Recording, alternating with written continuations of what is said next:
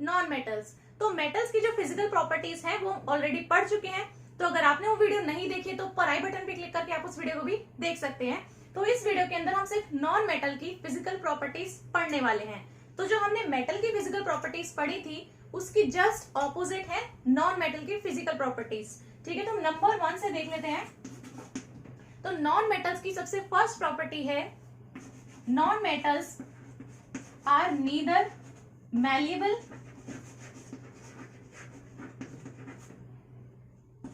Nor ductile but brittle.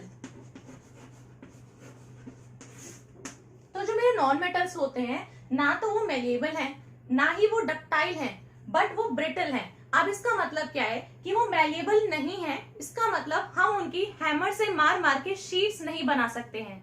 जैसे मैंने अपनी पिछली वीडियो में बताया था कि एल्यूमिनियम का अगर मैं पीस ले लूं और उसको मैं हथौड़े से मार मार के क्या कर सकती हूँ, एक शीट में कन्वर्ट कर सकती हूँ, जो कि हम अपने घर में यूज भी करते हैं, एल्यूमिनियम की फॉइल। ठीक है ना, तो ये मेलिएबल नहीं है, इसका मतलब हम जब इनको हथौड़े से मारेंगे तो इनकी शीट्स नहीं बनेंगी, ना ही ये डक्टाइल हैं। इसका मतलब क्या है कि हम इसके वायर्स भी नहीं बना सकते। जैसे एल्यूमिनियम और कॉपर के वायरिंग हमारे घर के अंदर भी यूज होती है इलेक्ट्रिक वायर्स में, तो इसके ना तो हम यहाँ पर शीट्स बना सकते हैं, ठीक है, तो मेलिएबल नहीं है, ना ही हम इसके वायर्स बना सकते हैं, तो ये डक्टाइल भी नहीं है। लेकिन ये क्या है, ब्रिटल है। ब्रिटल का मतलब क्या है, ब्रिटल मीन्स ब्रेक्स इजीली। तो मतलब कि ना तो इनकी शीट बनने वाली है ना ही इनके वायर्स बनने वाले हैं, लेकिन जब हम इनको मारेंगे, इनके ऊपर प्रेशर डालेंगे तो ये आसानी से जो है टूट जाएंगे, ये ब्रेक हो जाएंगे इजीली। तो इसका मतलब क्या है कि ये है ब्रिटल। इसका एग्जांपल क्या है, तो नॉन मेटल्स के अंदर आपको मेनली कौन से दिखेंगे, सल्फर और फॉस्फोरस। ये मैंने इनके लिख दिया एटॉमिक सिंबल, ये है सल्फर का, ये है फॉस्फोरस का, ठीक है ना। तो सल्फर और फॉस्फोरस क्या है, मेरे नॉन मेटल्स हैं, और नॉन मेटल्स कैसे हैं, ब्रिटल हैं। So the property of being brittle is called brittleness. तो इनके पास में क्या प्रॉपर्टी होती है, इनके पास में प्रॉपर्टी होती है ब्रिटलनेस की,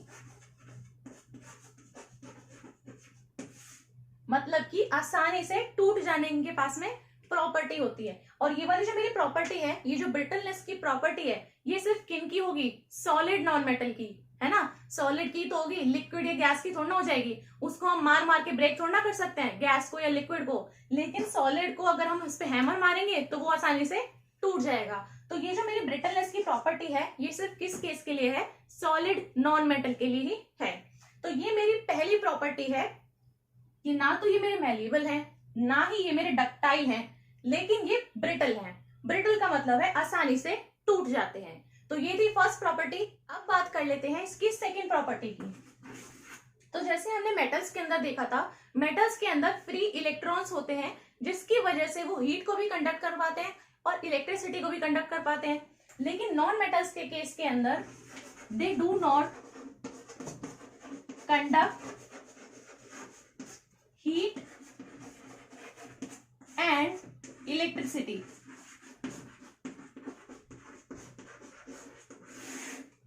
तो नॉन मेटल्स जो मेरे होते हैं, ना ही वो हीट के सुचालक होते हैं ना ही वो इलेक्ट्रिसिटी के सुचालक होते हैं। तो यानी कि वो हीट भी कंडक्ट नहीं करते हैं ना ही वो इलेक्ट्रिसिटी कंडक्ट करते हैं, ठीक है ना। इसका भी एग्जांपल सेम ही है। एग्जांपल क्या है, मेरा सल्फर है और फॉस्फोरस है। ज्यादातर जो एग्जांपल है वो यही है, सल्फर और फॉस्फोरस, आपको बस इतना याद रखना है। अब इसके अंदर एक एक्सेप्शन भी है। एक्सेप्शन देखिए किस चीज की है, एक्सेप्शन मेरी है कार्बन की, carbon but in the form of graphite. Carbon तो है मेरा, लेकिन वो किस फॉर्म में है, ग्रेफाइट की फॉर्म में है। तो कार्बन की जो एलोट्रोपिक फॉर्म होती है उसमें से एक फॉर्म मेरी कौन सी है, ग्रेफाइट की। तो कार्बन जो कि मेरी ग्रेफाइट की फॉर्म में होगा वो गुड कंडक्टर होगा किसका, इलेक्ट्रिसिटी का, ठीक है ना। तो जो नॉन मेटल्स होते हैं जैसे कि सल्फर फॉस्फोरस, वो अच्छे कंडक्टर नहीं है हीट और इलेक्ट्रिसिटी के, लेकिन जो मेरा कार्बन है जो कि मेरे ग्रेफाइट की फॉर्म में होगा वो एक अच्छा कंडक्टर है, क्योंकि इसके पास में क्या है, फ्री इलेक्ट्रॉन्स हैं। तो जो इलेक्ट्रॉन्स होंगे वही रिस्पॉन्सिबल है इसकी कंडक्टिविटी के लिए। तो ये जो है अपने में से कंडक्ट करने देगा, फ्री इलेक्ट्रॉन्स है इसके पास में, इनके पास में ऐसा कुछ नहीं है, तो यहाँ पर जो है इलेक्ट्रिसिटी कंडक्ट नहीं होगी, ना ही हीट कंडक्ट होगी, ठीक है ना। अब मैं यहाँ पर एक इलेक्ट्रिक सर्किट बना देती हूँ। जस्ट ये रफ डायग्राम है। यहाँ पर हमारे पास में जो है ये क्या है, बल्ब है।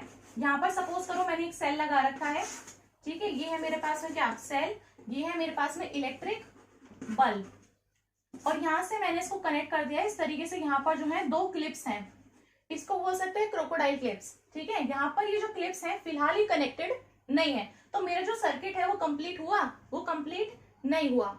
तो यहाँ पर कोई भी इलेक्ट्रिसिटी अभी पास नहीं होगी, तो ये बल्ब ऑन होगा नहीं होगा।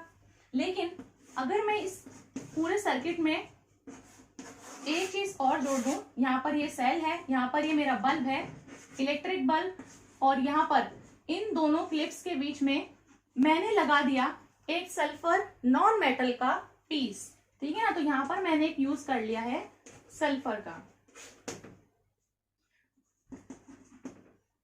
तो जब मैंने इसके बीच में ये नॉन मेटल का यूज करा जो कि मेरा सल्फर था, तो उसे लगाने के बाद ये सर्किट जो है वो कंप्लीट हो गया है। तो यहाँ से क्या हमारी इलेक्ट्रिसिटी पास ऑन हो पाएगी, नहीं हो पाएगी। वो कब हो सकती है, यहाँ से यहाँ तक की इलेक्ट्रिसिटी को कब जाने देगा, जब ये अच्छा कंडक्टर होगा। तो मेरा सल्फर अच्छा कंडक्टर है ही नहीं, तो वो अपने अंदर से इलेक्ट्रिसिटी को पास होने ही नहीं देगा। जब इलेक्ट्रिसिटी एक पॉइंट से दूसरे पॉइंट पे नहीं जाएगी तो सर्किट कंप्लीट नहीं होएगा। जब सर्किट ही कंप्लीट नहीं हुआ है तो यहाँ पर ये बल्ब लाइट अप नहीं होगा। तो यहाँ पर ये जो सर्किट था ये कंप्लीट नहीं था, बल्ब ऐसे का ऐसे रहेगा। यहाँ पर ये जो सर्किट था अब भी ये कंप्लीट नहीं है, तो ये जो बल्ब लाइट अप होना चाहिए था ये लाइट अप नहीं होएगा। लेकिन अगर मैं यहाँ पे कोई मेटल का पीस लगा दूं तो उसके अंदर फ्री इलेक्ट्रॉन्स होते हैं जिससे कि वो इलेक्ट्रिसिटी कंडक्ट कर सकता है, तो यहाँ पर फिर ये बल्ब मेरा लाइट अप हो जाएगा। लेकिन इस केस में जहां पर मैंने एक नॉन मेटल डाल दिया जो कि मेरा सल्फर था, वो एक अच्छा कंडक्टर था ही नहीं, तो यहाँ पर ये जो बल्ब है ये एज इट इज पड़ा रहेगा, ये बल्ब लाइट अप नहीं होगा। तो ये था हमारा सेकेंड चीज, that they are not good conductors of heat and electricity. अब जो थर्ड प्रॉपर्टी है इसकी, थर्ड प्रॉपर्टी है दे आर नॉट लस्ट्रस। इसका मतलब क्या है, नॉट शाइनी। तो जो हमारे नॉन मेटल्स होते हैं वो लस्ट्रस नहीं होते हैं, इसका मतलब उनके पास में शाइनी सरफेस नहीं होता है। तो लस्टर का मतलब क्या है, लस्टर मीन्स चमक। लस्टर क्या होता है, किसी चीज में से चमक आ रही है, बहुत ज्यादा शाइन कर रही है, ठीक है ना। तो ये क्या होते हैं, हमारे नॉन लस्ट्रस होते हैं, यानी इनके अंदर कोई भी शाइन नहीं होती है। ये कैसे होते हैं, डल अपीयरेंस के।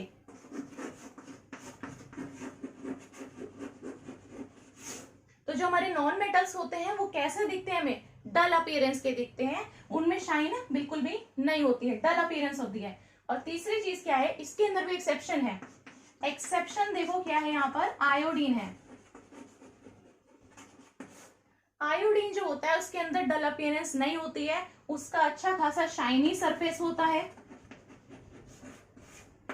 तो इसके अंदर क्या एक्सेप्शन है, जो हमारे नॉन मेटल्स होते हैं, सेम सल्फर और फास्फोरस इसका एग्जांपल है, उनके अंदर कोई भी चमक नहीं होती है, कोई भी हमारे पास में शाइन नहीं दिखती है सरफेस के ऊपर। लेकिन जो एक्सेप्शन है जो कि हमारा आयोडीन है, उसके अंदर शाइनी सरफेस होता है। तो ये था हमारा third property, that they are not lustrous. अब बात कर लेते हैं इसकी फोर्थ प्रॉपर्टी की। तो जो फोर्थ प्रॉपर्टी है, दे आर जनरली सॉफ्ट। तो जो हमारे नॉन मेटल्स होते हैं वो जनरली सॉफ्ट होते हैं। एग्जाम्पल क्या है, सल्फर और फास्फोरस, सेम ये एग्जाम्पल हमारे चल रहे हैं। इसके अंदर भी एक्सेप्शन है। तो एक्सेप्शन हमारी किस चीज की है, डायमंड की। तो कार्बन की इससे पहले जो एलोट्रोपिक फॉर्म थी वो क्या थी, हमारी ग्रेफाइट, जो कि हमारी इलेक्ट्रिसिटी कंडक्ट कर सकती है। यहाँ पर इसी तरीके से एक्सेप्शन के अंदर आ जाता है कार्बन की ये वाली एलोट्रोपिक फॉर्म है जो कि हमारी डायमंड है। तो ये क्या है, हमारा हार्ड होता है। डायमंड सॉफ्ट नहीं होता है, डायमंड तो बहुत ज्यादा हार्ड होता है। तो यहाँ पर ये सॉफ्ट होते हैं सल्फर फास्फोरस, लेकिन एक्सेप्शन के अंदर क्या आता है, diamond which is the allotropic form of carbon. So diamond is hard which is exception.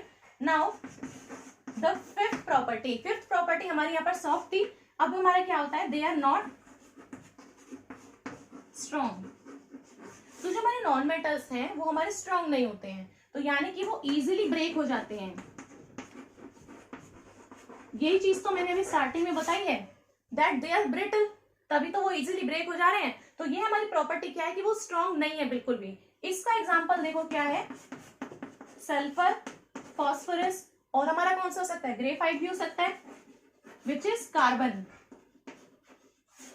ठीक है ना, तो ये हमारे क्या हो जाते हैं, विच आर नॉट स्ट्रॉन्ग। तो अगर मैं सपोज करो ग्रेफाइट की मेरे पास में एक पूरी शीट है, उसके ऊपर मैं अच्छा खासा वेट रख दूं, तो मेरी जो ग्रेफाइट की शीट है ना वो पूरी ब्रेक हो जाएगी, क्योंकि दे आर ब्रिटल, और ये बिल्कुल भी स्ट्रॉन्ग नहीं है। तो ये थी फोर्थ प्रॉपर्टी कि ये सॉफ्ट होते हैं, एक्सेप्शन हमारी डायमंड की है। और जो फिफ्थ प्रॉपर्टी है उसके अंदर है कि ये स्ट्रॉन्ग नहीं है। अब बात कर लेते हैं सिक्स्थ प्रॉपर्टी की।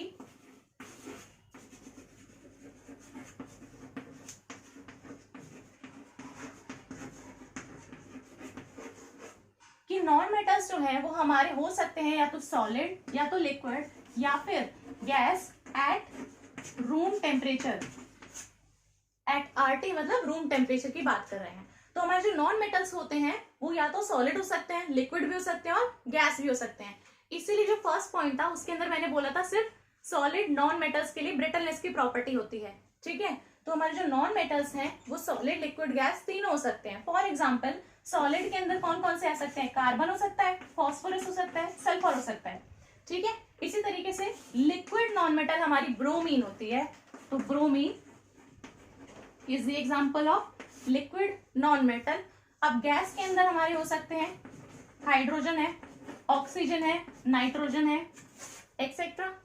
ये हमारे पास में हो जाते हैं सॉलिड के, लिक्विड के और गैस के। जैसे हमने मेटल्स के अंदर पढ़ा था, मेटल सिर्फ सॉलिड ही होते हैं ज्यादातर, एक्सेप्शन उसके अंदर भी थी mercury which is liquid at room temperature. तो ये था हमारा 6 पॉइंट कि हमारे जो नॉन मेटल्स हैं वो सॉलिड, लिक्विड, गैस तीनों हो सकते हैं एट रूम टेम्परेचर। अब देख लेते हैं seventh property. Non metals have low melting point and boiling point.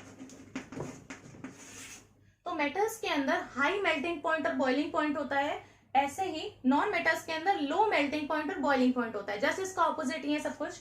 अब एग्जांपल देखो, जो सल्फर है, सल्फर हमारा जो नॉन मेटल है उसका लगभग 115 डिग्री सेल्सियस होता है क्या, मेल्टिंग पॉइंट। जबकि अगर मैं बात करूं डायमंड की, जो कि हमारा कार्बन है, तो कार्बन में यहाँ पे लिख देती हूँ डायमंड की फॉर्म में।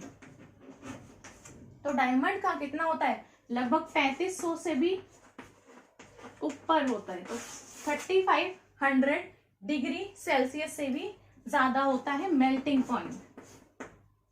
तो मोर देन है 3500 डिग्री सेल्सियस, इसका मेल्टिंग पॉइंट ये है, इसका मेल्टिंग पॉइंट इतना कम है। तो आप देख सकते हो डायमंड क्योंकि बहुत ज्यादा स्ट्रॉन्ग है, तो उसका मतलब क्या होगा, इसका मेल्टिंग पॉइंट ज्यादा ही होगा। और सल्फर का क्या होगा, लो मेल्टिंग और बॉइलिंग पॉइंट्स। तो यहाँ पर भी हमारा क्या है, ये डायमंड एक्सेप्शन के अंदर आ रहा है। वैसे जो हमारे नॉन मेटल्स होते हैं उनके मेल्टिंग और बॉइलिंग पॉइंट्स बहुत ज्यादा कम होते हैं। तो एक्सेप्शन यहाँ पर क्या है हमारे पास में, डायमंड। अब इसी तरीके से हम देख लेते हैं इसकी 8th प्रॉपर्टी। 8th प्रॉपर्टी के अंदर है दे हैव लो डेंसिटीज।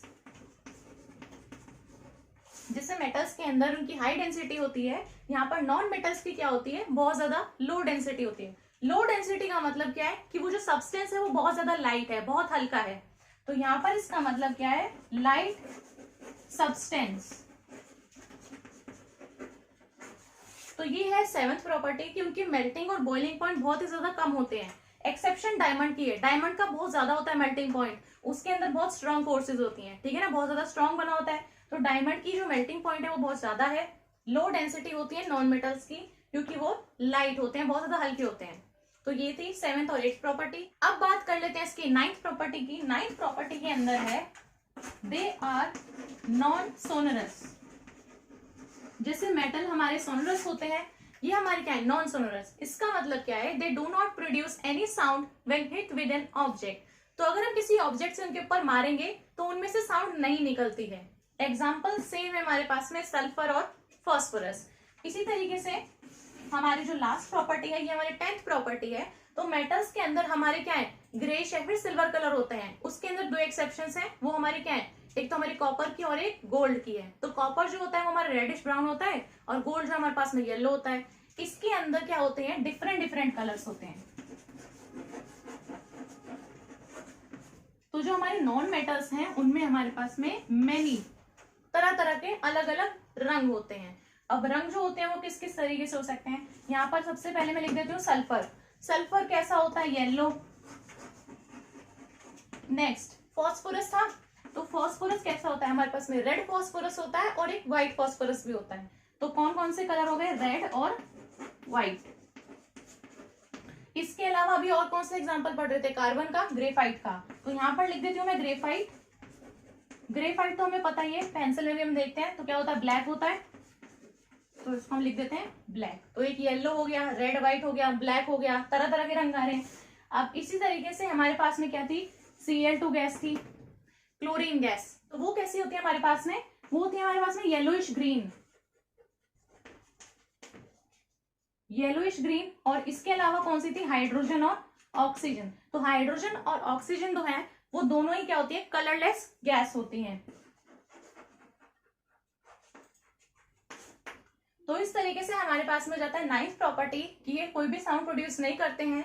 इसके अलावा क्या है कि अलग अलग इनके कलर्स होते हैं। सो डिफरेंट कलर्स हैं, आप देख सकते हैं सबके, yellow, red, white, black, colourless है, येलोइश ग्रीन है। तो ये थी हमारी नॉन मेटल्स की सारी प्रॉपर्टीज। मुझे उम्मीद है आपको ये वीडियो बहुत हेल्पफुल लगी होगी। अगर ये वीडियो आपको अच्छी लगी हो तो वीडियो को लाइक कर दें, अपने फ्रेंड्स के साथ में इस वीडियो को शेयर करें और मेरे चैनल को सब्सक्राइब करना ना भूलें। Thank you.